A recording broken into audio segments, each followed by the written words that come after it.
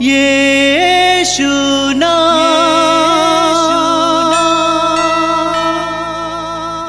यीशु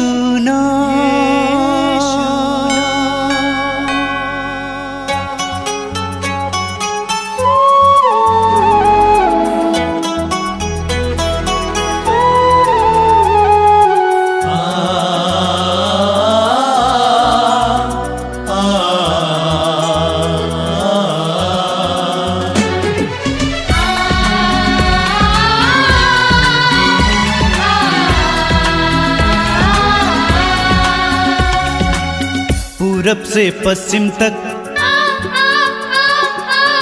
उत्तर से दक्षिण तक, पूरब से पश्चिम तक, उत्तर से दक्षिण तक, गूंजे गूंजे यीशु नाम, यीशु नाम। पूरब से पश्चिम तक, उत्तर से दक्षिण तक, गूंजे गूंजे यीशु नाम, यीशु नाम।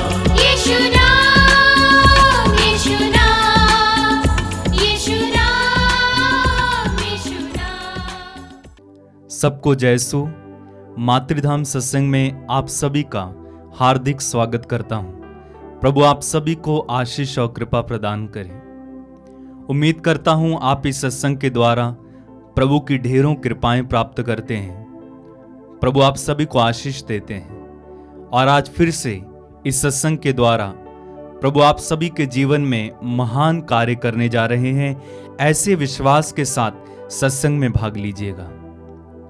आइए हम प्रभु की स्तुति और आराधना में इस समय जाएंगे और प्रभु की स्तुति और आराधना करते समय पूरे दिल से, पूरे मन से, पूरी भक्ति से प्रभु की आराधना और प्रभु की स्तुति करें। वचन में प्रभु कहते हैं, अपने प्रभु ईश्वर को अपनी सारी बुद्धि, अपनी सारी शक्ति, अपनी सारी आत्मा और अपने सारे हृदय से प्यार करो। जब आप प्रभु के लिए कुछ करते हैं उसे पूरे दिल से किया करें।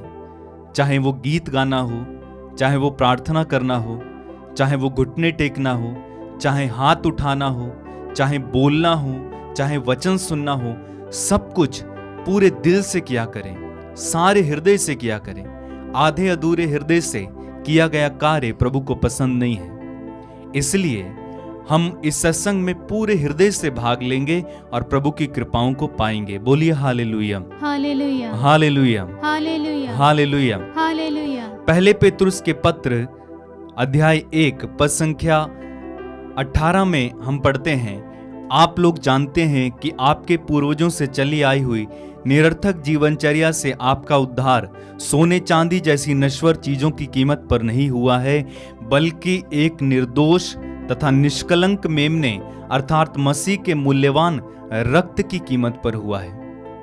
हम सबों का उद्धार, हमारे पापों की क्षमा हमें यीशु के लहू के द्वारा मिली है। पिता से हमारा मेल यीशु के लहू के द्वारा हुआ है। आप पढ़ेंगे यूहन्ना के पहले पत्र उसके अध्याय 1 वाक्य 7 में, वहां पर लिखा हुआ है, उसके पुत्र ईसा का रक्त हमें हर पाप से शुद्ध करता है। यीशु का रक्त ही हमें हर पाप से शुद्ध कर देता है। इसलिए उसके लहू में रंग जाइए, उसके लहू से धुल जाइए, उसके लहू की जय जयकार कीजिए। कलवारी की उस लहू की धारा को याद कीजिए, जो लहू की धारा जहां से बही वहां से हमारी मुक्ति शुरू हुई थी। बोलिए हालेलुया, हालेलुया, बड़े आनंद के साथ हालेलुया, hallelujah, hallelujah, hallelujah, hallelujah. Hallelujah. यीशु के लहू की जय हो, यीशु की लहू की जय हो, यीशु की आराधना हो, यीशु की आराधना, यीशु की महिमा हो। यीशु की महिमा। Hallelujah, hallelujah, hallelujah, hallelujah, hallelujah, hallelujah, hallelujah. Hallelujah. वचन कहता है, वचन कहता है, उसके पुत्र ईसा का रक्त ईसा का रक्त हमें हर पाप से शुद्ध करता है। Hallelujah, hallelujah, hallelujah, hallelujah. वचन कहता है, आप लोग कीमत पर खरीदे गए हैं। Hallelujah, hallelujah, hallelujah. वचन कहता है,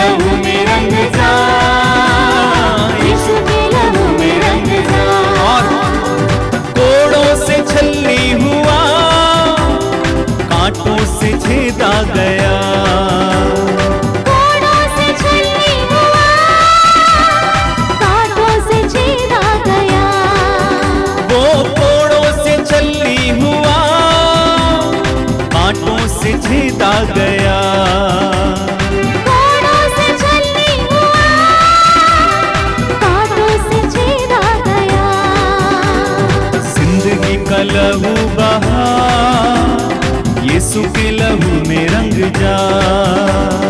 जिंदगी का लहू बहा, यीशु के लहू में रंग जा। जिंदगी का लहू बहा, यीशु के लहू में रंग जा। जिंदगी का लहू बहा, यीशु का लहू, यीशु का लहू में रंग जा। एक साथ।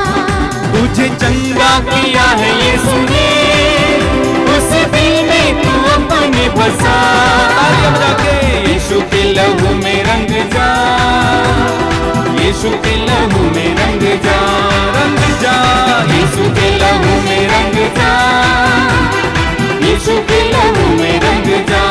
एक साथ मिलके यीशु के लहू में रंग जा, यीशु के लहू में रंग जा। तुझे चंगा किया है यीशु ने, उस दिल में तू अपने बसा। यीशु के लहू में रंग जा, यीशु के लहू में रंग जा। बार बार गाते यीशु के लहू में रंग जा। यीशु के लहू का सामर्थ्य इस समय आपके ऊपर आए। यीशु के लहू में रंग जा, रंग जा। यीशु के लहू में रंग जा, यीशु के लहू में रंग जा, यीशु के लहू में रंग जा। यीशु के लहू से धुलिए, यीशु के लहू में रंग जा, यीशु के लहू में रंग जा।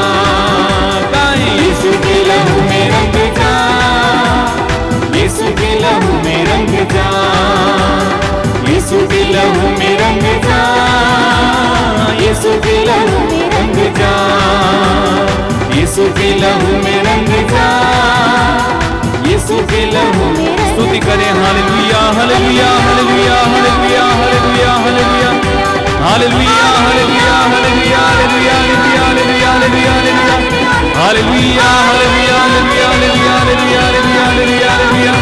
यीशु तेरा लहू साफ करे, माफ करे, छुटकारा दे, छुटकारा छुटकारा छुटकारा छुटकारा छुटकारा छुटकारा। Hallelujah hallelujah hallelujah. यीशु के लहू के द्वारा छुटकारा छुटकारा छुटकारा छुटकारा।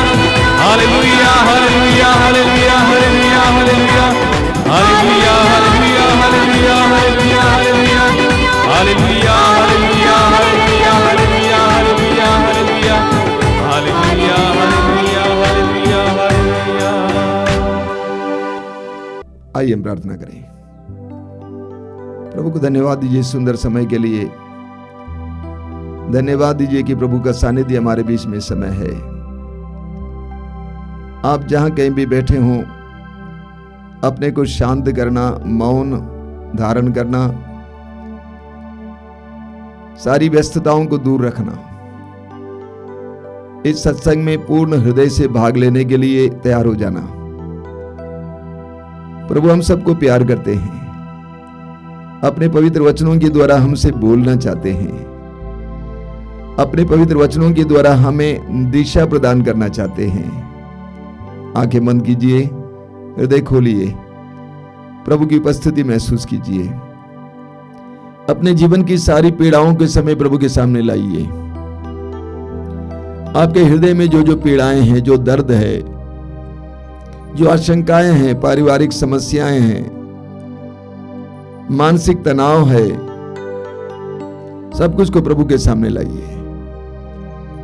प्रभु से कहिए कि प्रभु मैं थक गया हूं, मैं बोझ से दब गया हूं, मेरे जीवन में बहुत सारी अनिश्चितताएं आई हैं, बच्चों की पढ़ाई के बारे में, भविष्य के बारे में, नौकरी के बारे में, उन सारी बातों को इस समय तेरे हाथ में समर्पित करता हूं।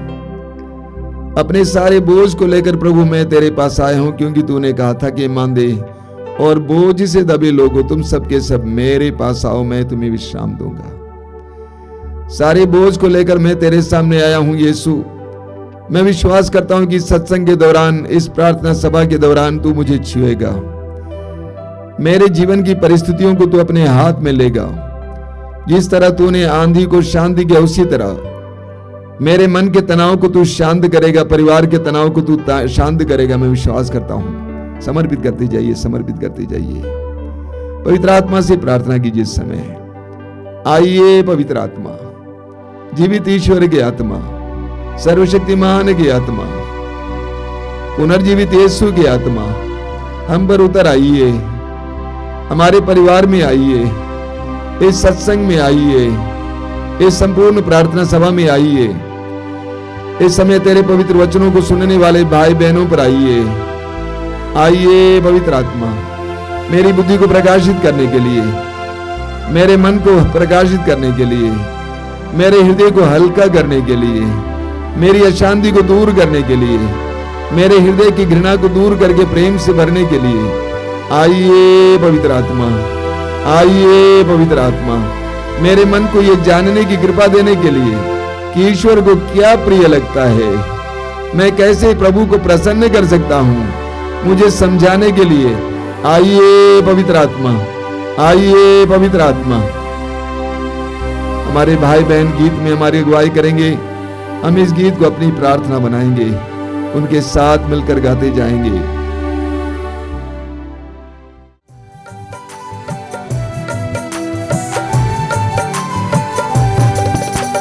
आजा पावन आत्मा, दिल में मेरे आजा पावन आत्मा।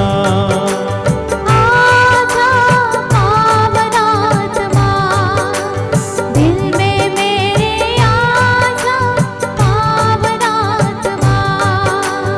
आजा पावन आत्मा, दिल में मेरे आजा पावन आत्मा। आजा पावन आत्मा, दिल में मेरे आजा पावन आत्मा। नूतन कर दे, पावन कर दे, नूतन कर दे, पावन कर दे। पावन आत्मा हो पावन आत्मा। एक साथ आजा पावन आत्मा, दिल में मेरे आजा पावन आत्मा। आजा पावन आत्मा, दिल में मेरे आजा पावन आत्मा। स्वर्ग से हम पर उतरा कर हम पर छा जा। स्वर्ग से हम पर उतरा, आकर हम पर छा जा। स्वर्ग से हम पर उतरा कर हम पर छा जा। स्वर्ग से हम पर उतरा, आकर हम पर छा जा। एक साथ मिलकर गाइए। आजा पावन आत्मा, दिल में मेरे आजा पावन आत्मा। आजा पावन आत्मा, दिल में मेरे आजा पावन आत्मा। नूतन कर दे, पावन कर दे, नूतन कर दे, पावन कर दे। पावन आत्मा हो पावन आत्मा। आजा पावन आत्मा, दिल में मेरे आजा बार बार दोहराइए, पवित्र आत्मा को बुलाकर। आजा पावन आत्मा, दिल में मेरे आजा पावन आत्मा। मन में मेरे आजा पावन आत्मा, जीवन में तू आजा पावन आत्मा।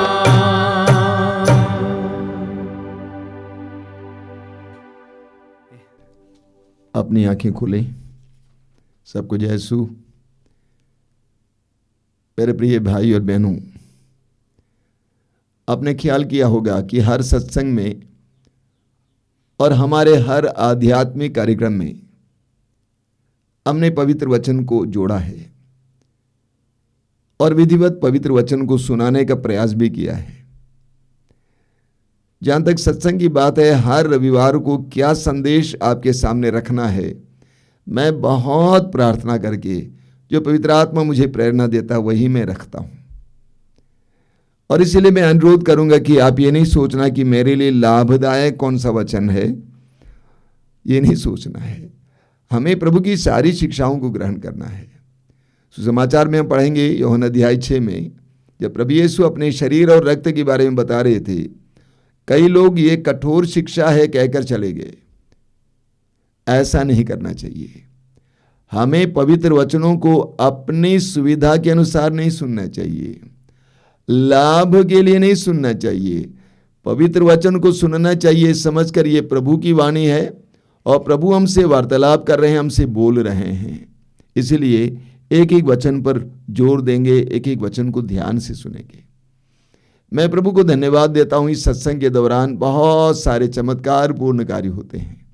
सबसे पहले मैं आपके सामने एक बहुत गरीब बच्ची का पत्र पढ़कर सुनाना चाहता हूं। मैं पत्र को ऐसे लेके आया हूं जैसे उसने लिखा है। कक्षा 7 में पढ़ रही है, क्लास 7 में पढ़ने वाली एक गरीब लड़की। उसने क्या लिखा है? उसने लिखा है, मेरी मम्मी दूसरों के घरों में बर्तन, झाड़ू, पोंछा, खाना बनाने का काम करती है। मेरे पापा ठेले पर सब्जी बेचते हैं। हम सब परिवार बनारस में किराए के मकान में रहते हैं। आगे उसने क्या कहा है? आगे कहा है, एक दिन झारखंड से मेरी मामी और उनके भाई आने वाले थे। उस समय मेरे मम्मी पापा के पास पैसा नहीं था कि किचन का सामान ला सके। मेरी मम्मी बहुत चिंता में हो गई और सोचने लगी कि मेरे पास तो पैसा नहीं है, मेरी भाभी आने वाली है, मैं उन्हें क्या खिलाऊंगी। मेरी मम्मी हर सुबह रोज की रोटी मोबाइल में सुनती है। जब मेरे मम्मी के पास पैसा नहीं था तो मेरी मम्मी मोबाइल पर रोज की रोटी प्रार्थना सुन रही थी और ईश्वर से प्रार्थना कर रही थी, ईश्वर मेरा चिंता आप दूर कीजिए। जब मेरी मम्मी प्रार्थना कर रही थी, उसी मकान में जिसमें हम लोग रहते हैं, उसमें 2 पढ़ने वाले भाई भी किराए में रहते थे। प्रार्थना कर रही थी, वे लोग अपने गांव चले गए। जब मेरी मम्मी प्रार्थना कर रही थी तो वे दोनों भैया आकर रूम खाली करने लगे। किचन का जितना सामान था हम लोगों को दे दिए। आटा, नमक, तेल, आलू, गुड़, सब सामान दे दिए। यहाँ तक कि गैस सिलेंडर भी दे दिए। आमीन। बोलिए हालेलुया, हालेलुया, हालेलुया, हालेलुया। यीशु की स्तुति हो, यीशु को धन्यवाद। आगरा से सविता बहन, उन्होंने सब संदेश दिया है कि उनकी एड़ियों में कई दिनों से दर्द था, चलना फिरना मुश्किल था, लेकिन प्रभु के कार्यक्रमों में भाग लेने से प्रभु ने उनको पूरी तरह से चंगा किया है। Hallelujah, hallelujah, hallelujah.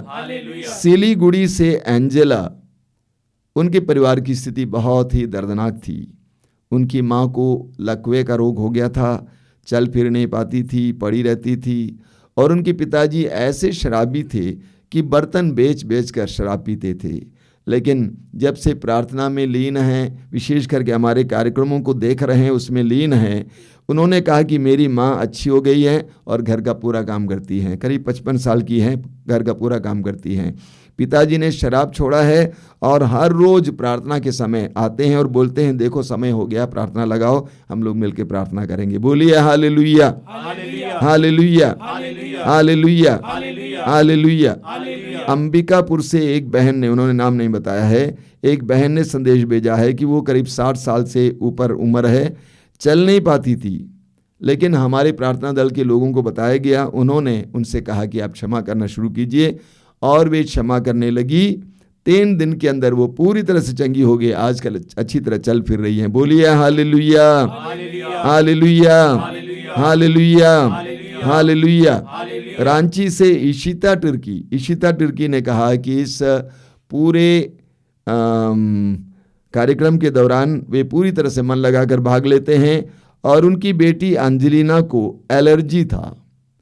कुछ भी खाने से, विशेष करके कुछ चीज़ें खाने के बाद उसके शरीर में फुंसी निकलती थी कई सालों से। लेकिन वे सभी मिलकर इन कार्यक्रमों में भाग लेते हैं, प्रार्थना करते हैं। आज वो लड़की एंजेलिना पूरी तरह से ठीक है, चंगी है। उसके लिए प्रभु को धन्यवाद देते हैं। बोलिए hallelujah, hallelujah, hallelujah, hallelujah. Orissa से अमर राज, उन्होंने कहा कि उनके पिता 25 साल से शराब पीते थे। अभी कार्यक्रमों में भाग लेने के बाद, प्रार्थना में भाग लेने के बाद उन्होंने नशा छोड़ दिया है। दूसरी बात कि वे आर्थिक समस्या में थे, परिवार चलाने के लिए मुश्किल था, लेकिन प्रभु ने अमर राज को एक सरकारी नौकरी दे दी पुरी में, और वे पूरी तरह से अच्छे हैं। अमर राज भी शराब पीता था, लेकिन उसने भी शराब छोड़ दिया है। हमारे सारे कार्यक्रमों को विधिवत नियमित रूप से देखते हैं और प्रभु की आशा कृपाएं प्राप्त करते हैं। बोलिए हालेलुया, हालेलुया, हालेलुया। कुछ घंटों पहले मुंबई से एडवर्ड करके एक भाई ने यह कहा कि आप सबको बताइए कि मेरी पत्नी जिसका नाम है स्मिता, उसके फेफड़े में खराबी आई थी और वो कोविड हो गया, कोरोना हो गया। आईसीयू में वो एडमिट थी। डॉक्टरों ने कहा बचने का कोई उम्मीद नहीं है, लेकिन उन्होंने प्रार्थना की और इस भाई एडवर्ड ने कहा कि अद्भुत ढंग से प्रभु ने उसको बचाया है, अद्भुत ढंग से बचाया। इतना ही नहीं, उन्होंने कहा कि जो बिल था, अस्पताल का बिल भरने के लिए मैं सक्षम नहीं था, लेकिन कई लोगों ने मेरी मदद की। प्रभु ने हमारे जीवन में अद्भुत ढंग से काम किया। इसके लिए प्रभु को धन्यवाद देना चाहते हैं। बोलिए हालेलुया, हालेलुया, हालेलुया। मैंने आपके सामने कुछ उदाहरण रखा है, ऐसे बहुत सारे उदाहरण हैं। बहुत सारे भाई बहनों को कृपाएं मिल रही हैं, आप में से कई लोगों को मिल रही हैं, मैं जानता हूं। इसके लिए प्रभु को धन्यवाद देना। साक्ष्य सुनाना चाहते हैं तो जरूर हमें खबर देना। बोलिए हालेलुया, हालेलुया, हालेलुया। मेरे प्रिय भाई और बहनों, कुछ दिन पहले मुझे एक बहन से फोन मिला। उन्होंने कहा कि इस लॉकडाउन के दौरान प्रभु ने हमारे परिवार में बहुत सारे कार्य किए हैं। सबसे पहला कार्य, वह एक दूसरी जगह काम करती थी, पति दूसरी जगह काम करते थे, बच्चे और कहीं रहते थे। लॉकडाउन के कारण पूरा परिवार एक हो गया है, वे लोग एक साथ रहते हैं। उसके बाद उन्होंने कहा कि रोज हम लोग कार्यक्रम देखते हैं, प्रार्थना करते हैं, और पिछले 1.5 साल में हमने बाइबल को एक बार तो पूरी तरह पढ़ लिया है, फिर पढ़ना शुरू किया है। आध्यात्मिक रूप से हम बहुत आगे बढ़ चुके हैं। और उस बहन ने मुझे एक बात कही जो मेरे दिल को स्पर्श कर गई। उन्होंने कहा, ईश्वर को कैसे प्रसन्न करना है ये हमने सीख लिया है। ईश्वर को कैसे प्रसन्न करना है ये हमने सीख लिया है। मेरे प्रिय भाई और बहनों, ईमानदारी से हम अपने जीवन को देखेंगे, ईमानदारी से, तो हम देखेंगे कि हम अधिकतर लोग या करीब करीब सभी लोग दूसरों को प्रसन्न करने के लिए जीवन जीते हैं। हमारी बोली भाषा, हमारा पहनावा वेशभूषा, हमारे हाव भाव, हमारी जीवन शैली, ये सब दूसरों को प्रसन्न करने योग्य है। दूसरों को बुरा ना लगे, दूसरों को अच्छा लगे।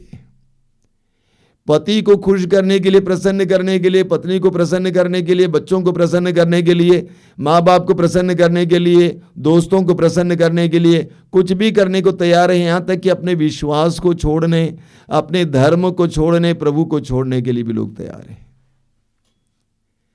वर को प्रसन्न करने के लिए, वधू को प्रसन्न करने के लिए अपने प्रभु को छोड़ने के लिए तैयार हैं। लड़के के लिए, लड़की के लिए अपने धर्म और अपने प्रभु को भी छोड़ने के लिए तैयार हैं। यहाँ तक कि हम जानते हैं यूदा इस्करियोती ने चांदी के 30 सिक्कों के लिए अपने गुरु को छोड़ दिया ही नहीं बल्कि पकड़वा दिया। ऐसे में उस बहन का वो वचन, वो बात बहुत ही मायने रखता है, महत्वपूर्ण है।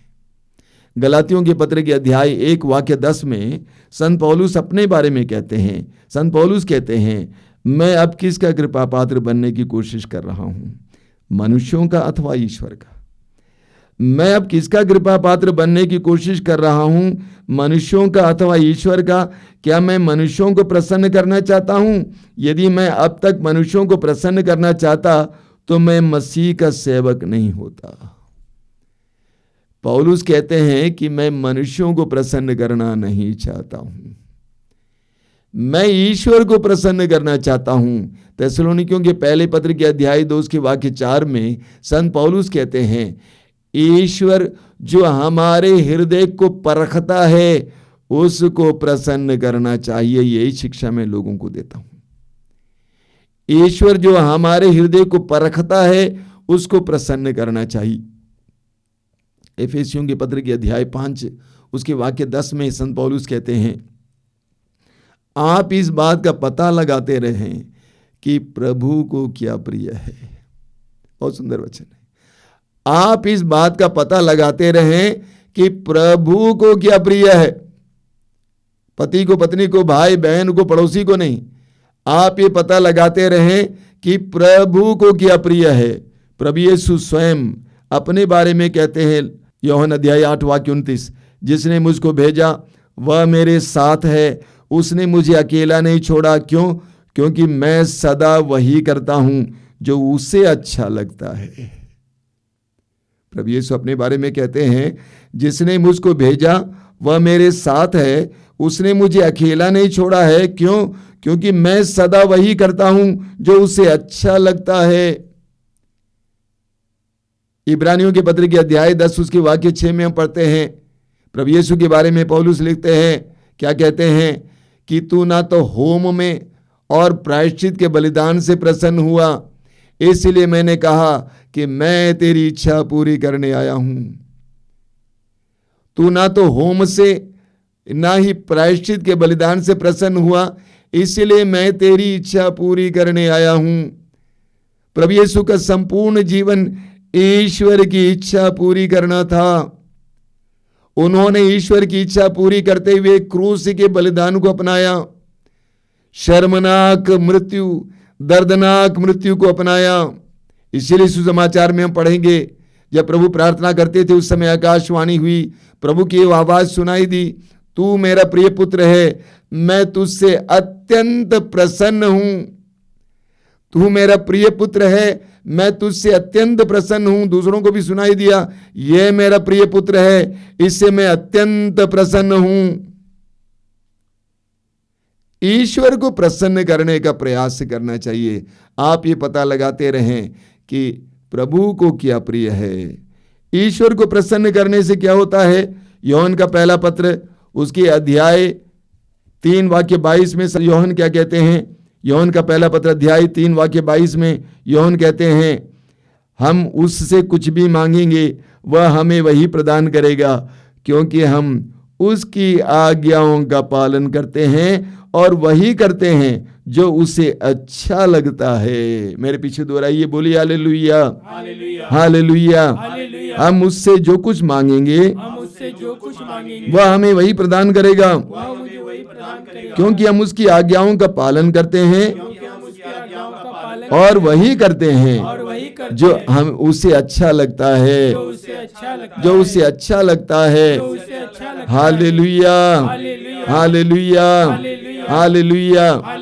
यीशु की स्तुति हो, यीशु को धन्यवाद। हमें प्रेरित चरित्र की अध्याय 10 में पढ़ने को मिलता है कॉर्नेलियुस के बारे में। उसके बारे में लिखा हुआ है, कैसरिया में इटालियन पलटन का शतपति कॉर्नेलियुस नामक मनुष्य रहता था। वह और उसका समस्त परिवार भी धर्मपारायण तथा ईश्वर भक्त था। वह यहूदियों को बहुत सा भिक्षादान दिया करता था और हर समय ईश्वर की प्रार्थना में लगा रहता था। क्या हुआ? उसको स्वर्गदूत दिखाई दिया और स्वर्गदूत ने उससे क्या कहा? आपकी प्रार्थनाएं और आपके भिक्षादान ऊपर चढ़कर ईश्वर के सामने पहुंचे और उसने आपको याद किया है। कॉर्नेलियुस और उसका परिवार वही करते थे जो ईश्वर को प्रिय है। इसीलिए वचन में लिखा हुआ है, उसकी प्रार्थना सुनी गई और ईश्वर ने उसको याद किया। और आगे हम पढ़ेंगे कि प्रभु ने वहां पर पेतरुस को भेजा और पेतरुस वहां पर आकर मुक्ति का संदेश सुनाया। और पेतरुस से वचन सुनने के बाद कॉर्नेलियुस और समूचे परिवार ने यीशु पर विश्वास किया। उनको एक नया जीवन मिला, उन्होंने बपतिस्मा ग्रहण किया। बोलिए हालेलुया, हालेलुया, हालेलुया, हालेलुया। इसी तरह हम पढ़ेंगे दानियल के बारे में, दानियल का ग्रंथ अध्याय 9 में कैसे दानियल की प्रार्थना को प्रभु ने सुन लिया। बहुत सुंदर सुंदर उदाहरण है, मैं आपके सामने रखता हूं। दानियल को जब पता चला, जब वो यिर्मयाह नबी का ग्रंथ पढ़ रहा था, उसे पता चला कि यिर्मयाह नबी ने भविष्यवाणी की थी कि यरूशलेम का विनाश होगा। उतना सुनते ही, पढ़ते ही उसके अंदर दुख छा गया। और वहां लिखा हुआ है अध्याय 9 वाक्य 3 में, तब प्रभु ईश्वर पर ध्यान लगाकर मैंने टाट ओढ़े और शरीर पर भस्म रमाकर उपवास व्रत लिया।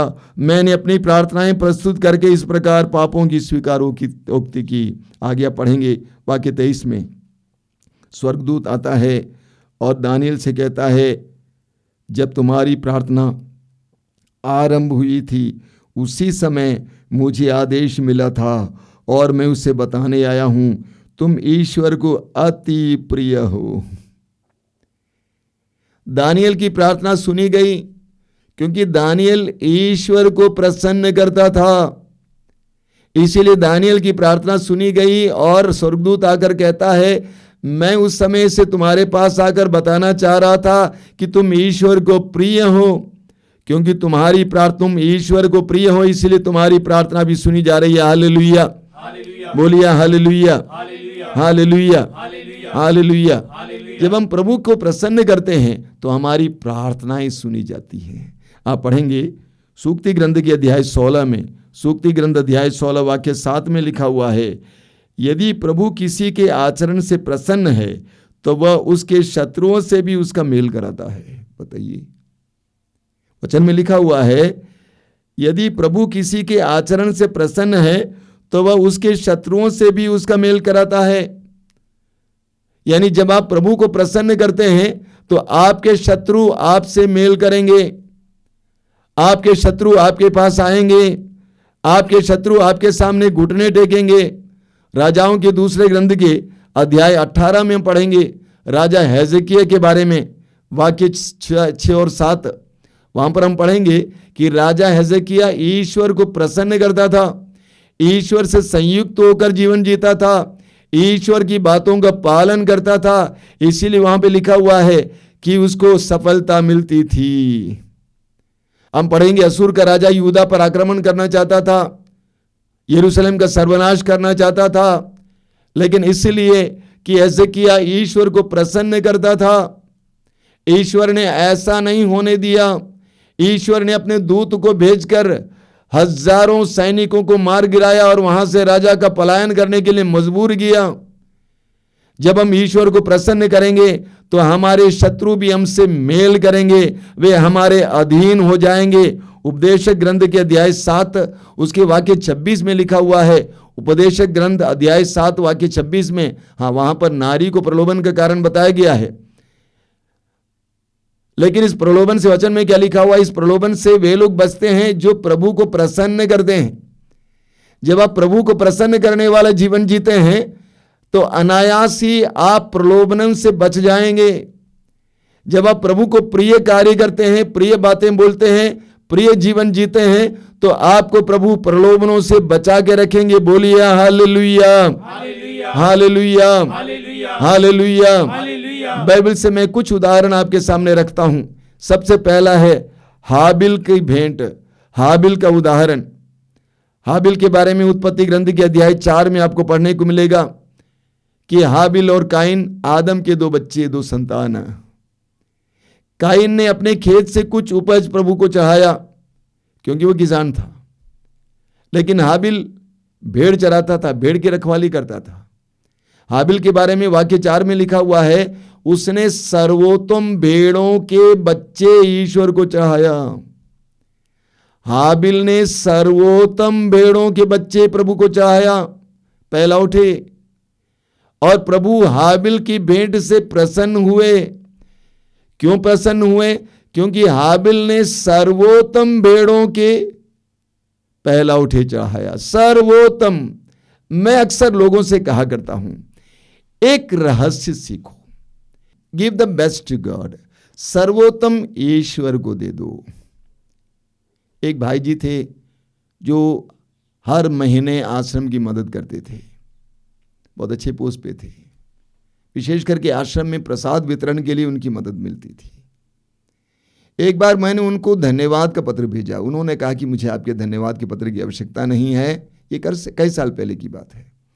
उन्होंने कहा कि मेरे परिवार में हर महीने मेरी आय आ जाती है, मेरा इनकम आ जाता है, तो सबसे पहले मैं एक हिस्सा, अच्छा हिस्सा ईश्वर के राज्य के लिए अलग रखता हूँ। उसमें से कुछ आपको देता हूँ और किसी को भी देता हूँ। उसके बाद ही परिवार के अन्य खर्च के लिए निकालता हूँ। इन दिनों एक जवान भाई हैं, करीब 40 साल के, साधारण से इंसान है, साधारण इंजीनियर हैं, पत्नी है, 3 बच्चे हैं। हर महीने नियमित रूप से एक बड़ा रकम आश्रम भेजते हैं गरीबों की मदद के लिए। 13 परिवारों की मदद करते हैं। जानते हैं, मार्कुस के सुसमाचार के अध्याय 12 में हम पढ़ते हैं कि प्रभु यीशु यरूशलेम मंदिर में खजाने के करीब बैठे हुए थे। उन्होंने देखा कि धनी लोग आकर अपनी जेब से पैसा डालते जा रहे हैं, काफी डालते जा रहे हैं, लेकिन उन्होंने एक विधवा को देखा जिसने आकर अपने पास जो था वो सब उसमें डाल दिया। प्रभु ने अपने शिष्यों को करीब बुलाया और उनसे कहा कि जानते हो इनमें से किसने सबसे ज्यादा डाला है? प्रभु ने कहा उस विधवा ने डाला है, क्योंकि उसके पास अपनी जीविका के लिए जो था वो सब उसने प्रभु को दे दिया है। अब पढ़ेंगे कुरिन्थियों के दूसरे पत्र के अध्याय 9 उसके वाक्य 7 में। वहां पे लिखा हुआ है, ईश्वर जो प्रसन्नता से देते हैं उनको प्यार करता है। ईश्वर जो प्रसन्नता से देते हैं उसको प्यार करता है। मैंने देखा है कई लोग जिनको देने की आदत नहीं है उनके जीवन में तरक्की नहीं आती है। कई लोगों के जीवन में देने की आदत नहीं है, वे देते नहीं है, वे सोचते हैं हम तो गरीब हैं। लेकिन जो देने की आदत रखते हैं उनके जीवन में तरक्की आती है। कई साल पहले मेरा छोटा भाई मलेशिया में काम कर रहा था, अच्छा तनख्वाह मिलता था। उसने कहा कि भैया एक समस्या है, समस्या यह है कि मेरे हाथ में पैसा रुकता नहीं है, आवश्यकताओं की पूर्ति के लिए आवश्यक पैसा नहीं होता है। मैंने उससे पूछा क्या तुम दशमांश देते हो? मैंने उसको समझा दिया। मैंने समझाया कि तुम्हारे पास जो कुछ आय है, जो कुछ आता है, उसका 1/10वां हिस्सा ईश्वर का है, ईश्वर को दो। उस समय से वह दशमांश देने लगा। आप पढ़ेंगे मलाकी के ग्रंथ के अध्याय 3 में प्रभु कहते हैं अपना दशमांश ले आओ, इसमें तुम मुझे परख कर देखो। जब से वो देने लगा उसके जीवन में कोई कमी नहीं आई है। ईश्वर को सबसे अच्छा देना, ये पैसे की बात नहीं है। हर मामले में समय, सबसे अच्छा समय प्रभु को देना। हम लोग क्या करते हैं, बचा कुचा, समय मिलेगा, फुर्सत होगा तब प्रार्थना होगी, छुट्टी रहेगी तब करेंगे। ऐसा नहीं, ऐसा नहीं। अभी परसों आश्रम में एक परिवार आया था, ज्यादा दूर से नहीं, 20-25 किलोमीटर दूर से, मसीही परिवार है। वो बहन करीब 40 साल की है, बहुत ज्यादा कमजोर हो गई थी, उसको लिकोरिया का रोग है, दांत गिरता है, परेशान थी। मैंने कहा काम करो, आप 7 दिन आश्रम में आकर प्रभु के सामने बैठो, चंगी होकर चली जाओ। कहा कि मैं नहीं आ सकती हूँ। क्यों? मेरा छोटा बाबू है, करीब 5-6 साल का बच्चा है, कैसे छोड़ के आऊंगी? पति काम करने जाते हैं। मैंने पति से कहा भाई 1 सप्ताह की छुट्टी लो, 1 सप्ताह की छुट्टी लो, पत्नी और बच्चे के साथ प्रभु के सामने बैठो। साल में कम से कम 30 दिन तो छुट्टी मिलती है। अपना देश और घर जाते हैं, उसमें से 7 दिन प्रभु के लिए निकालो। ये मत बोलो फुर्सत मिलेगा, कहीं ऐसा ना हो कि प्रभु आपके पैर को तोड़ दें और आपको 2 महीना बैठे रहना पड़े। द बेस्ट गॉड, सर्वोत्तम दिया। हम मालाकी के ग्रंथ के अध्याय 1 उसके वाक्य 6 से 8 तक पढ़ते हैं, बहुत जबरदस्त वचन है। वहां पर प्रभु उस जमाने के पुरोहितों को डांट रहे हैं। प्रभु कहते हैं कि तुमने मेरी वेदी को प्रदूषित किया, और तुम पूछोगे कैसे? जब तुमने लंगड़े लूले जानवरों को मेरी वेदी पर चढ़ाया, क्या तुमने मेरी वेदी को प्रदूषित नहीं किया? उस जमाने के पुरोहितों ने सोचा कि आखिर प्रभु को चढ़ाना है, जलाना है, काटना है, अच्छे जानवरों क्यों दें? इसीलिए उन्होंने सोचा कि हम अच्छे जानवरों को अपने पास रखेंगे और लंगड़े लूले और अंधे जानवरों को प्रभु को चढ़ाएंगे। आगे प्रभु उनसे पूछते हैं, क्या अगर तुम यही काम अपने गवर्नर के लिए करते, क्या वह तुम्हारी उस भेंट से प्रसन्न होता? हम मनुष्यों को प्रसन्न करने के लिए क्या क्या नहीं करते हैं, लेकिन ईश्वर को प्रसन्न करने के बारे में सोचते नहीं हैं। हाबिल ने सर्वोत्तम भेड़ों के पहलौठों को चढ़ाया और इसीलिए ईश्वर हाबिल से प्रसन्न हुआ। Offer the best to God. मैं हमेशा बोलता हूं, अपने जीवन में भी मैं ये करता हूं, द बेस्ट टाइम, एनर्जी, हर चीज प्रभु को दे देना। बोलिए हालेलुया, हालेलुया, हालेलुया। बाइबल में एक दूसरा व्यक्ति है, उसका नाम है हानोक, अंग्रेजी में एनोक बोलते हैं। उत्पत्ति ग्रंथ के अध्याय 5 में उनके बारे में लिखा हुआ है कि वह ईश्वर के मार्ग पर चलता था। वह ईश्वर के मार्ग पर चलता था, इसीलिए ईश्वर ने सशरीर उसको स्वर्ग ले गए। वह ईश्वर के मार्ग पर चलता था। इस्यास नबी अध्याय 55 वाक्य 8 और 9, बार बार इस वचन को आप सुनते हैं। प्रभु कहते हैं, तुम्हारे विचार मेरे विचार नहीं, मेरे मार्ग तुम्हारे मार्ग नहीं। आज के मनुष्य की यह समस्या विडंबना है। प्रभु कहते हैं कि मेरे मार्ग तुम्हारे मार्ग नहीं, तुम अपने मार्ग पर चलते हो। हैनोक के बारे में बताया गया है कि वो ईश्वर के मार्ग पर चलते थे। रोमियो के पत्र के अध्याय 8 उसके वाक्य 8 संत पौलुस कहते हैं, जो शरीर के अधीन होकर जीवन जीते हैं, जो शरीर के से संचालित हैं, वो ईश्वर को प्रसन्न नहीं कर सकते। जो शरीर से संचालित है वो ईश्वर को प्रसन्न नहीं कर सकते।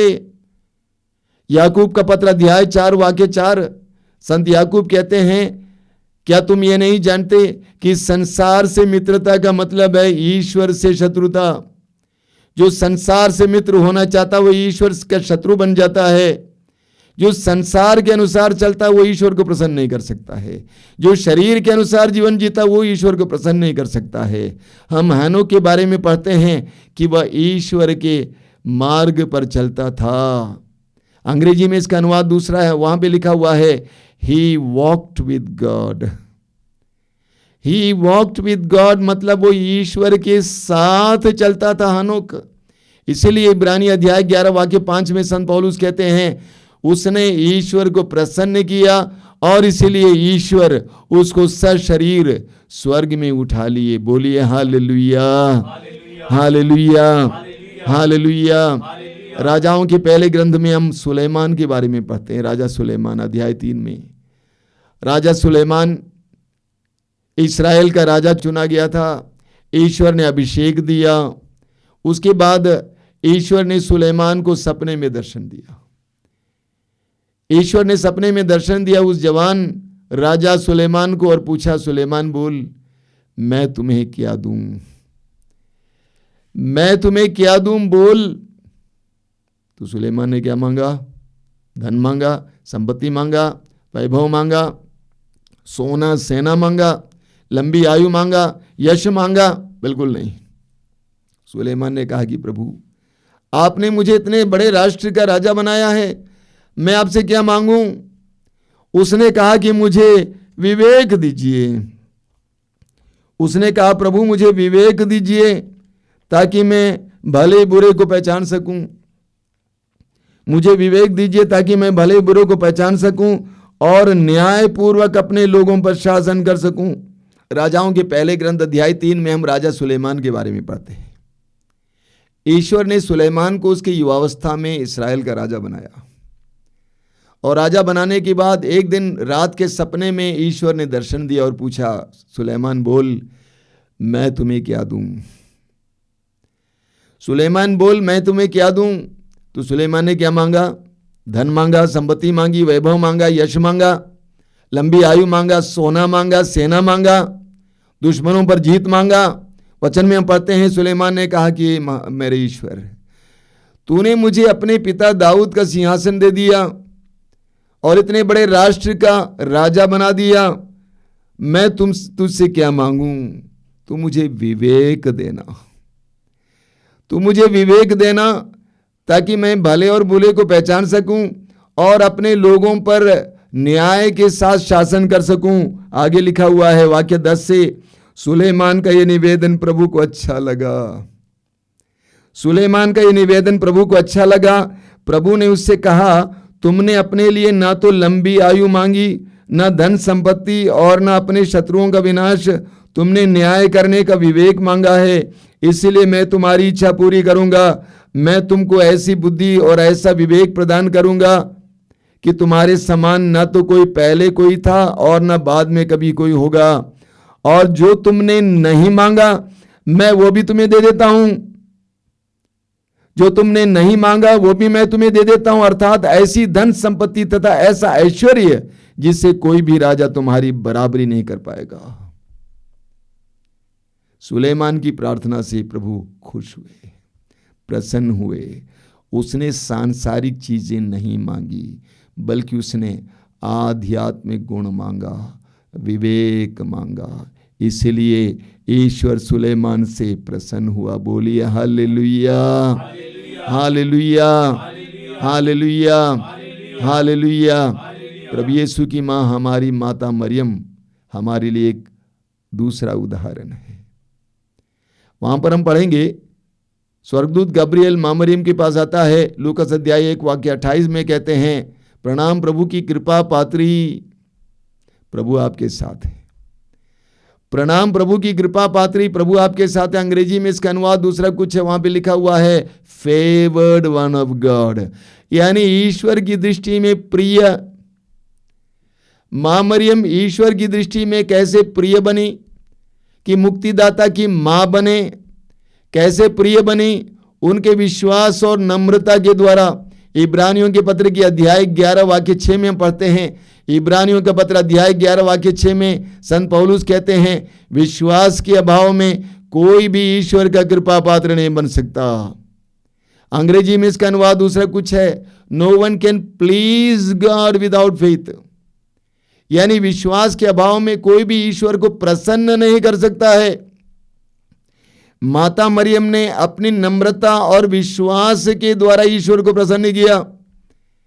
ईश्वर की वाणी को जो स्वर्गदूत गब्रियल के द्वारा उन तक पहुंचाई गई थी, उसको सहर्ष स्वीकार किया। ईश्वर की प्रज्ञा को स्वीकार किया, ईश्वर की प्रतिज्ञा पर विश्वास किया।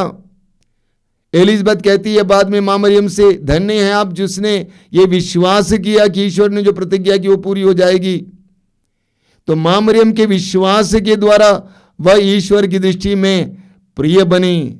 विश्वास के द्वारा हम ईश्वर को प्रसन्न करते हैं। बोलिए हालेलुया, हालेलुया, हालेलुया। मेरे प्रिय भाई और बहनों, हम सभी लोग ईश्वर का आशीर्वाद चाहते हैं। हम चाहते हैं कि ईश्वर हमें आशीर्वाद दे, धन दे, संपत्ति दे, बहुत सारी चीजें। लेकिन सवाल यह है कि हम कैसे पाएं? निर्गमन ग्रंथ अध्याय 23 वाक्य 25 प्रभु कहते हैं, तुम अपने प्रभु ईश्वर की सेवा करोगे, वह तुम्हारे अन्न जल पर आशीर्वाद देगा। तुम अपने प्रभु ईश्वर की सेवा करोगे, वह तुम्हारे अन्न जल पर आशीर्वाद देगा, और मैं तुमसे बीमारियां दूर रखूंगा। बारूक का ग्रंथ अध्याय 3 वाक्य 13 में प्रभु का वचन कहता है, प्रभु स्वयं कहते हैं, यदि तुम प्रभु के मार्ग पर चले होते तुम सदा शांति में जीवन बिताते। यदि तुम प्रभु के मार्ग पर चले होते तुम सदा शांति में जीवन बिताते। हम आशीष पाना चाहते हैं, लेकिन हमें प्रभु को प्रसन्न करने वाले बनना है, प्रभु की सेवा करने वाले बनना है, प्रभु की दृष्टि में प्रिय बनना है। जैसे हाबिल ने अपने सर्वोत्तम भेंट को प्रभु को समर्पित करके प्रभु की दृष्टि में प्रिय बना, प्रभु को प्रसन्न किया। जैसे हानोक ने प्रभु के मार्ग पर चल के, प्रभु के बताए हुए मार्ग पर चलकर प्रभु को प्रसन्न किया। जैसे राजा सुलेमान ने आध्यात्मिक तरक्की न की, सांसारिक तरक्की, सांसारिक चीजें न मांगकर बल्कि आध्यात्मिक गुण मांगकर प्रभु को प्रसन्न किया। जैसे मां मरियम ने विश्वास के द्वारा, नम्रता के द्वारा प्रभु को प्रसन्न किया, हमें भी प्रभु को प्रसन्न करना है। हम भी प्रभु को प्रसन्न करें, हम ऐसा जीवन जिए जो प्रभु की दृष्टि में प्रिय हो, तो प्रभु की कृपा हमारे ऊपर बरसने लगेगी। हमें मांगने की आवश्यकता नहीं है। जब हम प्रभु को प्रसन्न करने वाले, ऐसा जीवन जीने वाले जो प्रभु की दृष्टि में प्रिय है, तो प्रभु की कृपाएं हमारे ऊपर बरसेगी। You don't have to ask, आपको मांगने की कोई आवश्यकता नहीं होगी। प्रभु यीशु ने स्वयं कहा है, यूहन्ना का सुसमाचार उसके अध्याय 15 उसके वाक्य 17 में, यदि तुम मुझ में रहो और मेरी शिक्षा तुम में बनी रहे, तुम जो चाहे मांगो वो तुम्हें दिया जाएगा। यदि तुम मुझ में रहो और मेरी शिक्षा तुम में बनी रहे, तुम जो चाहे मांगे वो तुम्हें दिया जाएगा। आज से हम प्रभु को प्रसन्न करना सीखें, मांगने के बजाय प्रभु को प्रसन्न करना सीखें। स्तोत्रकार कहता है स्तोत्र 19 वाक्य 15 में, हे प्रभु, मेरे मुख से जो शब्द निकलते हैं और मेरे मन में जो विचार उठते हैं, वे सब के सब तुझे प्रिय लगे। कितना जबरदस्त वचन है।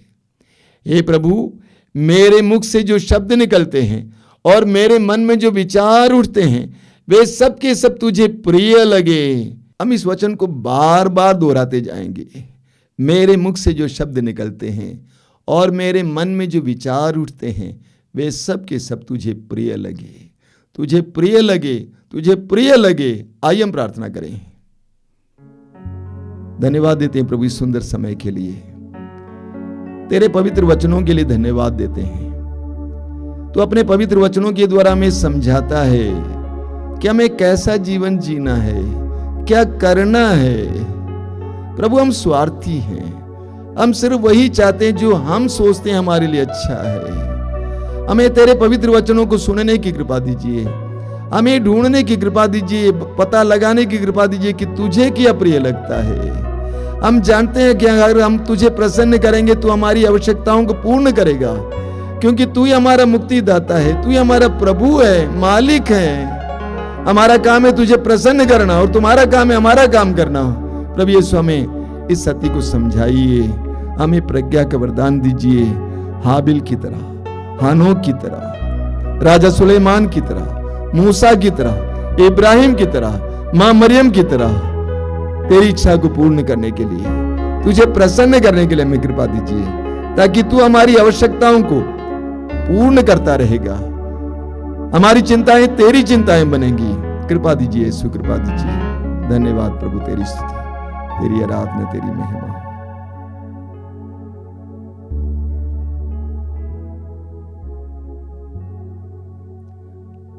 अभी तुरंत आराधना है, आराधना में इसके लिए प्रार्थना कीजिए। हमेशा मन में इस बात को दोहराइए कि प्रभु, मैं वही करूं, वही सोचूं जो तुझे प्रिय लगे।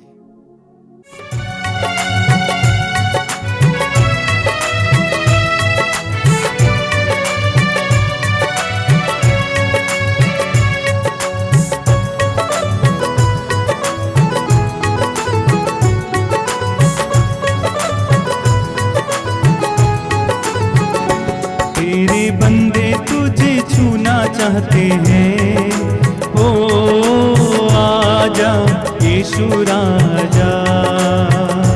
तेरे बंदे तुझे छूना चाहते हैं, ओ आजा यीशु राजा। तेरे बंदे तुझे छूना चाहते हैं, ओ आजा यीशु राजा। तेरे बंदे तुझे छूना चाहते हैं, ओ आजा यीशु राजा। तुझे छूने से जीवन मिलता है, तुझे छूने से आनंद मिलता है। तुझे छूने से जीवन मिलता है, तुझे छूने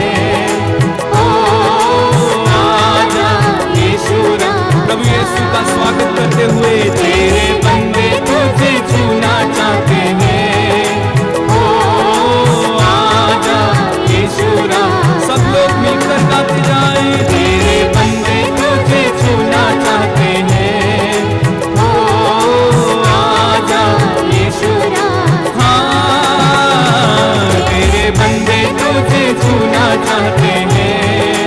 ओ आजा यीशु। सब लोग बुलाइए प्रभु को अपने घर में। तेरे बंदे तुझे छूना चाहते हैं।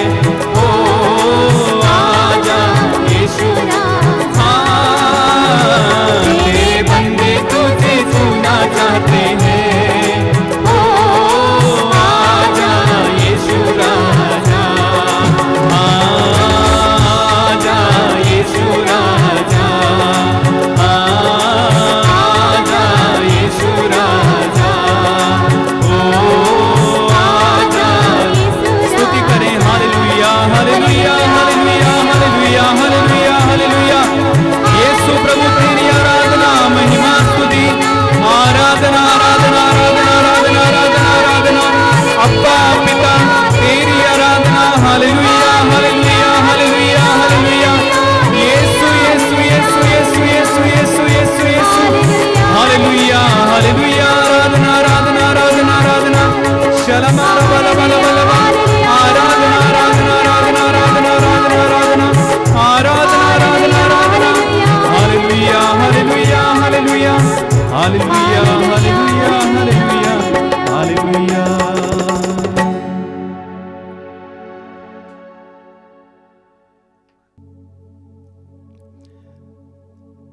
परम पवित्र वेदी पर विराजमान प्रभु की हम आराधना करते हैं। हमारे बीच में विराजमान प्रभु की हम आराधना करते हैं। अपने हृदय और मन को पूरी तरह से एकाग्र करना और प्रभु पर मन लगाना। ये पवित्र समय है, अनुग्रह का समय है, आशीष का समय है। प्रभु का प्रकाश आपकी ओर इस समय बढ़ रहा है। प्रभु का सामर्थ्य आपकी ओर इस समय बढ़ रहा है। प्रभु की कृपा आपकी ओर बह रही है। इस समय महसूस करना, आप जहां कहीं भी बैठे हैं, प्रभु की उपस्थिति में बैठे हुए हैं। अपनी आंखें बंद कीजिए और अपने हृदय को प्रभु के लिए खोलिए। सारी व्यस्तताओं को भूल जाइए। सारी चिंताओं को प्रभु के सामने रखिए। हमारे ईश्वर, हमारे प्रभु हमारे प्रति दानी हैं। हमारे पापों को नजरअंदाज करने वाले हैं। हमारी प्रार्थनाओं के लिए जवाब देने वाले हैं। उस महान प्रभु के सानिध्य में इस समय आप बैठे हैं। अपना हृदय खोलिए, प्रभु से बोलिए, आइए प्रभु मेरे जीवन में आइए। मैं तेरा स्वागत करता हूं जिस तरह जाके उसने बड़े आनंद के साथ अपने घर पे तेरा स्वागत किया। आइए प्रभु आइए, मेरे जीवन में आइए, मेरे परिवार के जीवन में आइए, मेरी परिस्थितियों में आइए। यीशु आइए, तू महान और सर्वशक्तिमान है। मैं विश्वास करता हूं, मैं विश्वास करता हूं तेरे लिए कुछ भी असंभव नहीं है। मैं विश्वास करता हूं कि तू ईश्वर का पुत्र है जो इस संसार में हमें मुक्त करने आया है। मैं विश्वास करता हूं कि तूने क्रूस पर मेरे पापों के लिए प्रायश्चित किया है। मेरे सारे दुखों और पीड़ाओं को अपने ऊपर ले लिया है। मेरे रोगों को अपने ऊपर ले लिया है। मैं विश्वास करता हूं कि तू मरने के बाद तीसरे दिन मृतकों में से जी उठा है। मैं विश्वास करता हूं कि तू जीवित है। तूने स्वयं कहा है, डरो नहीं, आदि और अंत मैं हूं, जीवन का स्रोत मैं हूं। मैं मर गया था, देखो मैं अनंत काल तक जीवित रहूंगा। तेरे एक एक वचन पर मैं विश्वास करता हूं। यीशु, इस समय मेरे हृदय को दीप्त कर दीजिए, मेरे मन को आलोकित कीजिए, मेरी बुद्धि को आलोकित कीजिए। तेरे पवित्र वचनों पर विश्वास करने की कृपा दीजिए। आइए मेरे भाई और बहनों, प्रभु पर विश्वास कीजिए। अपने हृदय को खोलिए, अपने दोनों हाथों को खुला रखिए। विश्वास के साथ प्रभु के समय स्वीकार करते जाइए। अपने जीवन में स्वीकार करते जाइए, अंगीकार करते जाइए। विश्वास कीजिए, प्रभु आज के सत्संग में आपके जीवन में कार्य करने जा रहे हैं। मेरे पीछे दोहराएंगे, आइए। Hallelujah hallelujah hallelujah hallelujah hallelujah. Hallelujah. Yeshu प्रभु हैं, यीशु प्रभु है, यीशु ईश्वर का पुत्र है। यीशु ईश्वर का पुत्र यीशु है। मरने के बाद यीशु मरने के बाद तीसरे दिन मृतकों में से जी उठा। मृतकों में से जी उठा। Hallelujah hallelujah hallelujah hallelujah hallelujah. Hallelujah. Yeshu मेरे प्रभु, यीशु मेरे प्रभु, मैंने सत्य का मार्ग चुना मैंने सत्य का मार्ग चुना और तेरे निर्णयों को और तेरे निर्णय को हृदयंगम किया है। हृदयंगम किया है। मैं तेरे आदेशों का मैं तेरे आदेशों का पालन करता हूँ। पालन करता हूँ। प्रभु मुझे निराश ना होने दे। प्रभु मुझे निराश ना होने मैं दे। तेरी आज्ञाओं के मैं तेरी आज्ञाओं आज्ञाओं के मार्ग पर चलता हूँ, मार्ग पर चलता क्योंकि हूँ, तू मुझ में क्योंकि तू मुझ में नव जीवन का संचार करता है। जीवन का संचार करता प्रभु है। मुझे अपने विधान के प्रभु मुझे अपने विधान की मार्ग की शिक्षा प्रदान कर। शिक्षा प्रदान कर। मैं जीवन भर जीवन उस पर चलता रहूंगा। पर चलता रहूंगा। मैं जीवन भर जीवन भर उस पर चलता रहूंगा। पर चलता रहूंगा। मुझे ऐसी शिक्षा दे ऐसी शिक्षा दे, जिससे मैं सारे हृदय से मैं सारे हृदय से तेरी संहिता का पालन करता रहूं। संहिता का पालन करता रहूं। मुझे अपनी आज्ञाओं के मुझे अपनी आज्ञाओं मार्ग पर ले चल, मार्ग पर ले चल, क्योंकि वे मुझे क्योंकि वे मुझे आनंद प्रदान करती है। आनंद प्रदान करती है। मेरे हृदय में मेरे हृदय में धन संपत्ति का नहीं, धन संपत्ति का नहीं, बल्कि अपने आदेशों का बल्कि अपने आदेशों अनुराग रोपने की कृपा कर। अनुराग रोकने की कृपा संसार की माया से संसार की माया से मेरी दृष्टि हटा दे। मेरी दृष्टि हटा दे। संसार की माया से संसार की माया मेरी से दृष्टि हटा दे। मेरी दृष्टि हटा मुझे दे। अपने मार्ग द्वारा मुझे अपने मार्ग द्वारा नव जीवन प्रदान कर। जीवन प्रदान हालेलुया, हालेलुया, हालेलुया। हालेलुया। तेरी आज्ञाएं तेरी आज्ञा मुझे अपार आनंद मुझे अपार आनंद प्रदान करती हैं। प्रदान करती है। मैं उन्हें सारे हृदय से मैं सारे हृदय से चाहता हूँ। चाहता हूँ। मैं तेरी आज्ञाओं को मैं तेरी आज्ञाओं को करबंद प्रणाम करता हूँ। दंडवत प्रणाम करता मैं हूँ। तेरी संहिता का तेरी संहिता का मनन करूंगा। मनन करूंगा। अपने सेवक से अपने सेवक से की हुई प्रतिज्ञा को की हुई प्रतिज्ञा को स्मरण कर। स्मरण कर। इसके द्वारा उसके द्वारा तूने मुझे आशा प्रदान की। आशा प्रदान ये की। विपत्ति में यह विपत्ति में मेरी सांत्वना है। मेरी सांत्वना है। ये विपत्ति ये में विपत्ति में मेरी सांत्वना है, सांत्वना है। क्योंकि तेरी शिक्षा क्योंकि तेरी शिक्षा मुझे नवजीवन प्रदान करती मुझे है। जीवन प्रदान करती है। Hallelujah, hallelujah, hallelujah, hallelujah, hallelujah, hallelujah, hallelujah, hallelujah, hallelujah, hallelujah, hallelujah. Hallelujah. हे मेरे प्रभु, हे मेरे प्रभु, हे मेरे ईश्वर, हे मेरे ईश्वर, हे मेरे प्रभु, हे मेरे प्रभु, हे मेरे ईश्वर, हे मेरे ईश्वर, हे मेरे प्रभु, हे मेरे प्रभु, हे मेरे ईश्वर। हे मेरे ईश्वर। Hallelujah, hallelujah, hallelujah, hallelujah, hallelujah, hallelujah, hallelujah. Hallelujah. तेरी आराधना, तेरी आराधना, तेरी महिमा, तेरी महिमा, तेरी स्तुति। तेरी स्तुति। Hallelujah, hallelujah. दोनों हाथ ऊपर उठाते हुए hallelujah, hallelujah, hallelujah, hallelujah. Hallelujah. धन्यवाद, धन्यवाद, धन्यवाद, धन्यवाद। आराधना, आराधना, आराधना, आराधना, आराधना, आराधना। महिमा, महिमा, महिमा, महिमा, महिमा। आराधना, आराधना, आराधना, आराधना, आराधना, आराधना, आराधना। आराधना, आराधना, आराधना, आराधना, आराधना, आराधना, आराधना। आराधना, आराधना, आराधना, आराधना, आराधना, आराधना।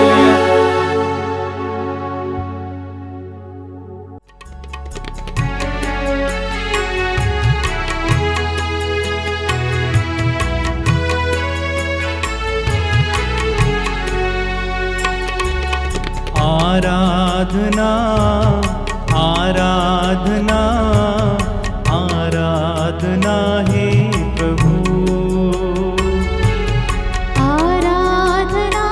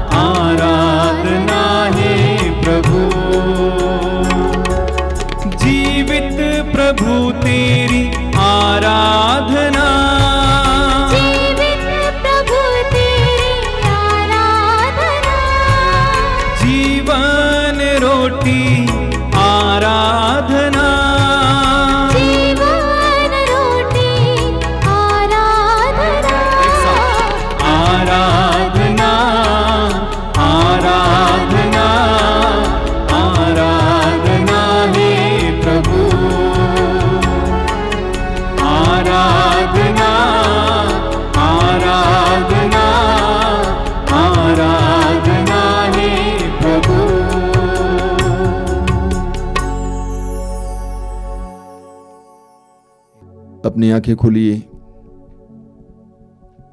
मेरे प्रिय भाई और बहनों, एक विश्वासी को, जैसा कि पौलुस ने कहा है, ये पता लगाते रहना है कि प्रभु को क्या प्रिय है। ये पता लगाते रहना है कि प्रभु को क्या प्रिय है। इस सत्य को हमेशा याद करना है। हमारे जीवन का आधार ईश्वर है। हमें ईश्वर से जीवन मिला है और हमें ईश्वर के पास जाना है, सच्चाई है। प्रभु ने स्वयं अपने वचन में कहा, यिर्मयाह अध्याय 29 वाक्य 11 में, तुम्हारे लिए निर्धारित योजनाएं मैं जानता हूं, तुम्हारे हित की योजनाएं और अहित की नहीं। हमने कल को देखा है और आज को देखा है। हमने आने वाले कल को नहीं देखा है। हम अटकलें लगाते हैं, हम योजनाएं बनाते हैं, लेकिन सच्चाई यह है कि हमने कल को, आने वाले कल को देखा नहीं है।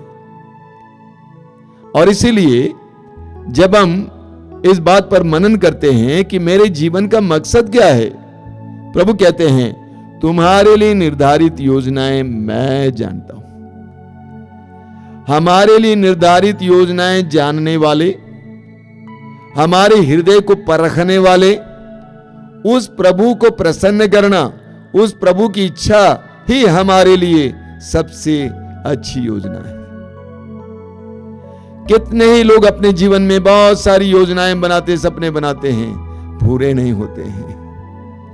वचन में लिखा हुआ है, सूक्ति ग्रंथ के अध्याय 16 में उसके वाक्य 3 में, अपनी सभी योजनाएं प्रभु को अर्पित करो और तुम्हारी योजनाएं सफल हो जाएंगी। वाक्य 1 में लिखा हुआ है, क्योंकि मनुष्य योजनाएं बनाता है, उसकी सफलता प्रभु पर निर्भर है। इस सत्य को हमें जानना है। Only God knows what is best for us. ईश्वर ये जानता है कि हमारे लिए क्या अच्छा है। हम ये देखते हैं कि हमें क्या अच्छा लगता है। लगना और होने में फर्क है। हम लगने के अनुसार जीवन जीते हैं, लगने के अनुसार कार्य करते हैं, होना जरूरी नहीं है। हम सोचते हैं कि ये नौकरी मेरे लिए अच्छी होगी ऐसे लगता है, मुझे लगता है ये करना मेरे लिए अच्छा है, लगता है। लगना और होने में फर्क है। प्रभु ही हमारे जीवन के बारे में पूरी तरह से जानते हैं। हमारे अतीत को जानते हैं, वर्तमान को जानते हैं, हमारे आने वाले भविष्य को जानते हैं। इसलिए प्रभु को प्रसन्न करना हर विश्वासी की एक महत्वपूर्ण जिम्मेदारी है या आवश्यकता है। प्रभु को प्रसन्न करने का मतलब क्या होता है? जैसे हम मनुष्यों को प्रसन्न करने के लिए कुछ देते हैं, ऐसा नहीं है। प्रभु को प्रसन्न करने का मतलब है प्रभु की योजना के तहत, प्रभु की योजना के अनुसार जीवन जीना, प्रभु के आदेशों के अनुसार जीवन जीना, प्रभु की आज्ञाओं के अनुसार जीवन जीना। प्रभु की आज्ञाएं और आदेश हमारे आजकल ये पुराने जमाने के राजाओं के आदेश की तरह नहीं है।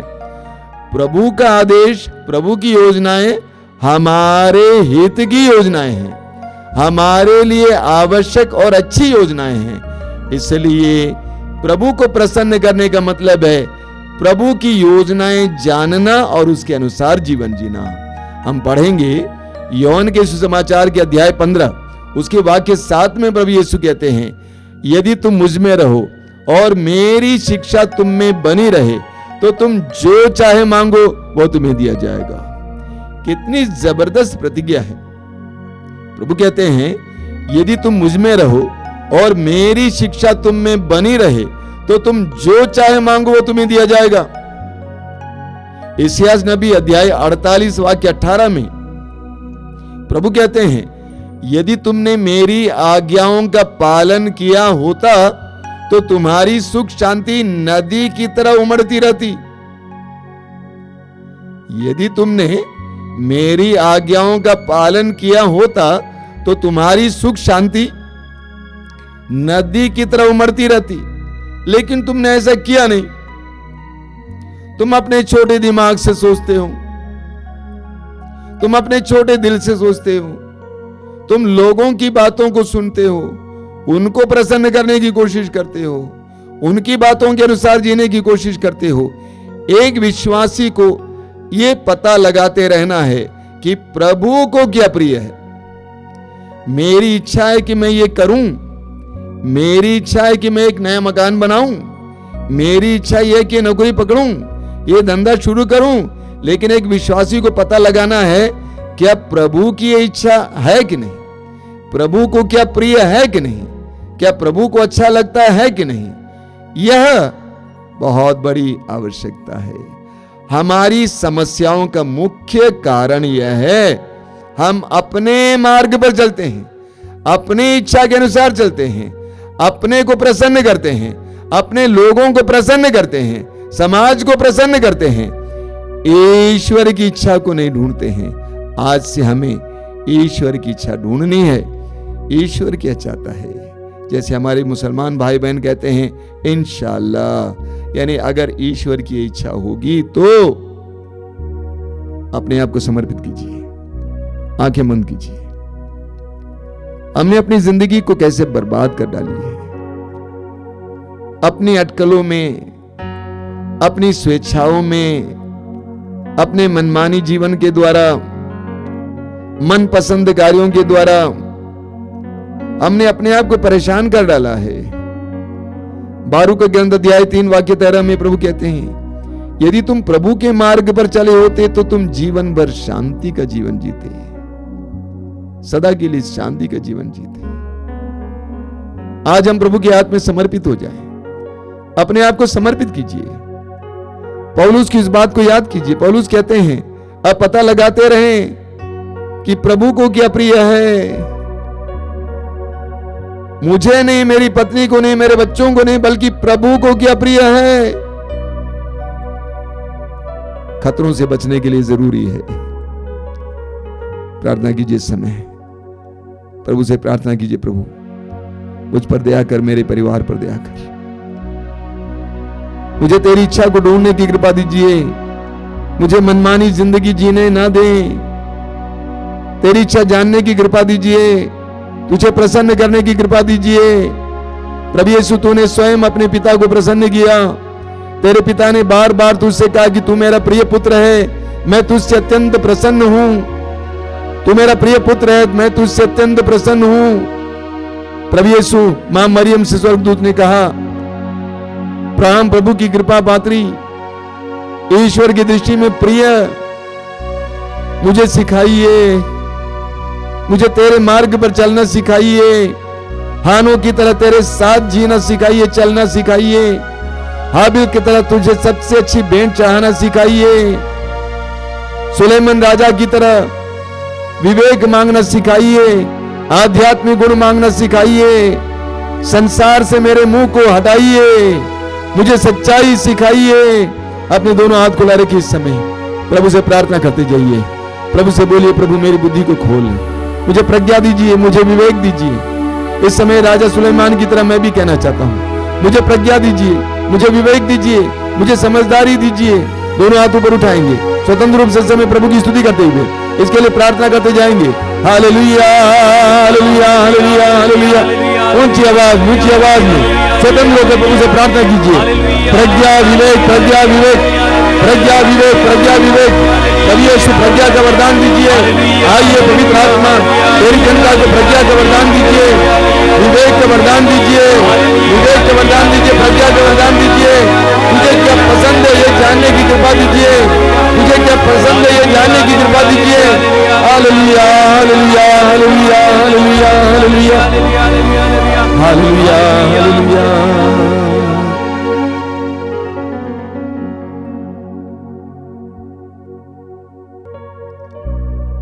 हमारे बीच में जो रोगी हैं उनके लिए प्रार्थना करेंगे। रविवार को विशेष करके सत्संग में रोगियों के लिए प्रार्थना की जाती है। सुसमाचारों में हम पढ़ते हैं कि प्रभु यीशु ईश्वर के राज्य की घोषणा करते थे, साथ ही साथ रोगियों को चंगा करते थे।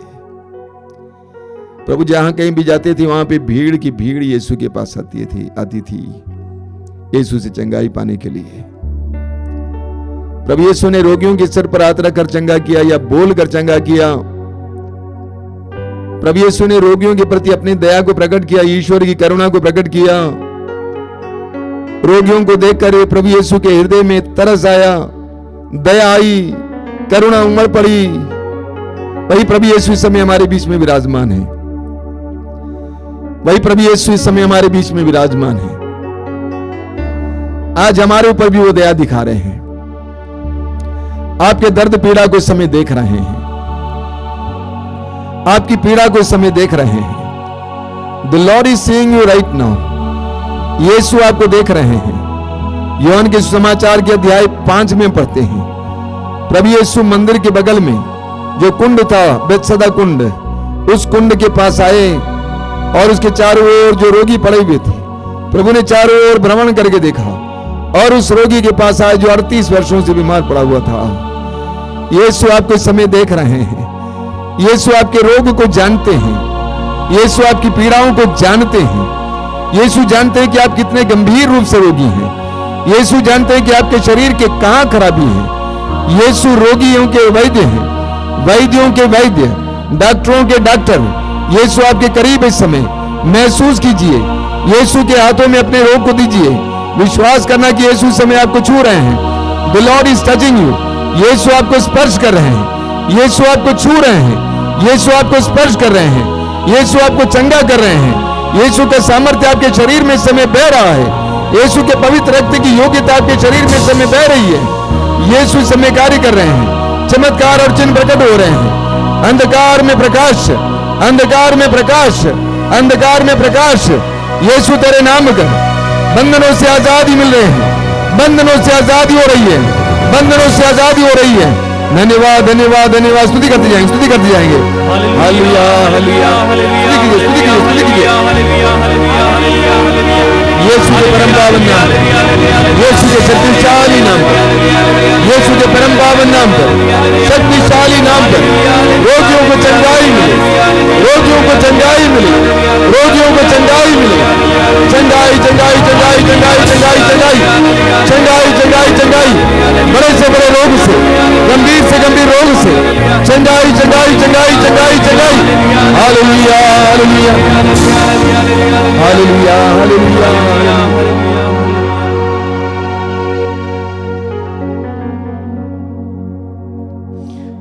कई लोग बहुत पुराने रोग से पीड़ित हैं, बहुत पुराने, आज का रोग नहीं है, कई वर्ष पुराना रोग, सिर दर्द हो या कंधे पे दर्द हो। ऐसे कई भाई बहनों को प्रभु यीशु समय चंगाई दे रहे हैं पुराने रोग से। यीशु समय आपको छुटकारा दे रहे हैं। प्रभु को धन्यवाद देना, स्वीकार करना, अंगीकार करना। Receive it, receive it.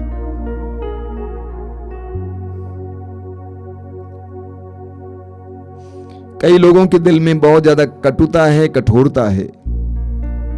प्रभु यीशु आपके हृदय को मुलायम बना रहे हैं, आपके दिल को करुणा से भर रहे हैं। धन्यवाद देना, लोगों को बताना, साक्ष्य सुनाना। घर बनाने के लिए प्रयास करते करते करते थक गए। आपके प्रयास को प्रभु ने देख लिया है मेरे भाई।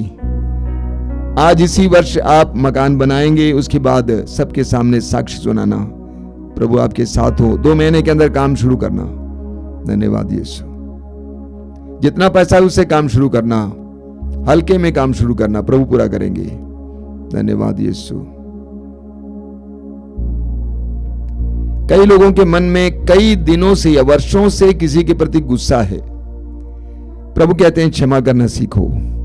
मैं तुम्हारे परिवार में आशीष पर आशीष देना चाहता हूं। क्षमा करना सीखो, क्षमा कीजिए। प्रभु आपको आशीष दे रहे हैं, आपको कृपा दे रहे हैं। पुरानी दुश्मनी, पुरानी कटुता क्षमा कीजिए। उनसे मिलिए, उनसे माफी मांगिए, उनको क्षमा कीजिए। आपके और आपके परिवार के लिए प्रभु के अनुग्रहों का भंडार खुल जाएगा। धन्यवाद यीशु, धन्यवाद यीशु। तेरी स्तुति, तेरी महिमा, तेरी आराधना। कुछ लोग अपने बीते जीवन के बारे में बहुत ज्यादा पीड़ित हैं, सोचते रहते हैं हमने ऐसा क्यों किया, ऐसा क्यों किया। प्रभु कहते हैं पिछली बातें भुला दो, पुरानी बातें जाने दो। पिछली बातें भुला दो, पुरानी बातें जाने दो। बुला दीजिए, प्रभु के हाथ में दीजिए बस।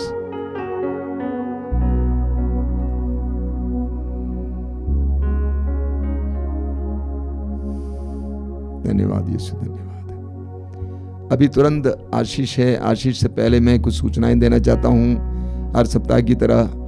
सबसे पहली सूचना यह है कि आश्रम के द्वारा जो कार्यक्रम संचालित किए जा रहे हैं, प्रसारित किए जा रहे हैं, उनकी सूचना सबसे पहले सुबह 5 बजे रोज़ की रोटी, डेली ब्रेड हिंदी में, उसके बाद 6:30 बजे मिस्सा बलिदान, उसके बाद दोपहर को 3 बजे लाइव प्रोग्राम है करुणा माला, जरूर भाग लेंगे। आधे घंटे की प्रार्थना है, बहुत शक्तिशाली प्रार्थना है।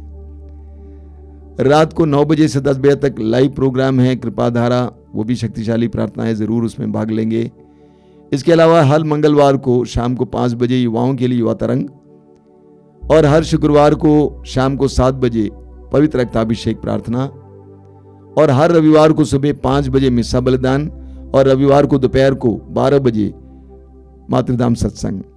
इसके अलावा एक नया कार्यक्रम अंग्रेजी में शुरू कर रहे हैं, विशेष करके हमारे पुरोहित और धर्म बहनों के लिए, रिकलेक्शंस। हर महीने के दूसरे शनिवार को, सेकंड सैटरडे को रिकलेक्शंस, शाम को 7 बजे प्रवचन, और रविवार को सुबह 9:30 बजे प्रवचन। आइए हम इस समय परम प्रसाद की आशीष ग्रहण करेंगे।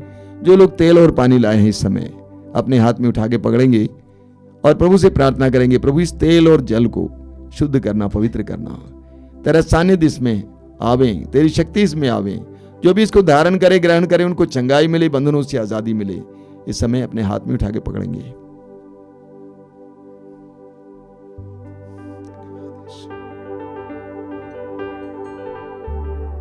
बोलिए हालेलुया, हालेलुया, हालेलुया। हालेलुया। यीशु की आराधना हो, यीशु की आराधना, यीशु की महिमा हो, यीशु की महिमा, यीशु की स्तुति हो। यीशु की हे स्तुति प्रभु यीशु, हे प्रभु यीशु, इस जल और तेल को इस जल और तेल आशीर्वाद दीजिए, आशीर्वाद दीजिए, इसे शुद्ध कीजिए, इसे शुद्ध कीजिए, पवित्र आत्मा का सामर्थ्य पवित्र आत्मा का उंडेल दीजिए। उड़ेल दीजिए। जो भी इसे ग्रहण करें जो भी इसे ग्रहण और करें धारण करें, और धारण उन्हें करें, चंगाई मिले, उन्हें चंगाई मिले, दुष्ट आत्माओं से छुटकारा मिले। दुष्ट आत्माओं से छुटकारा hallelujah, hallelujah, hallelujah, hallelujah, hallelujah. Hallelujah.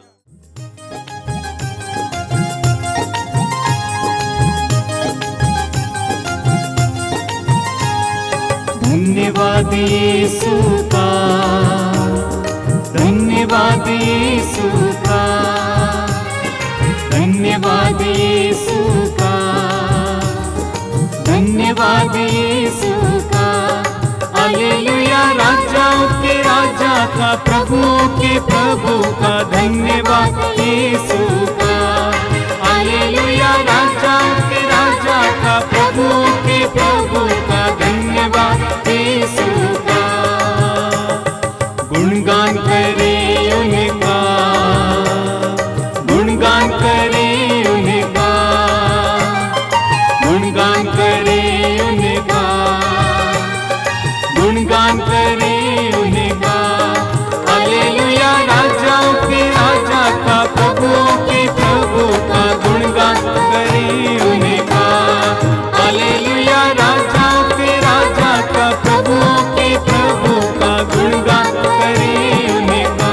धन्यवाद, धन्यवाद यीशु का, धन्यवाद यीशु का, धन्यवाद यीशु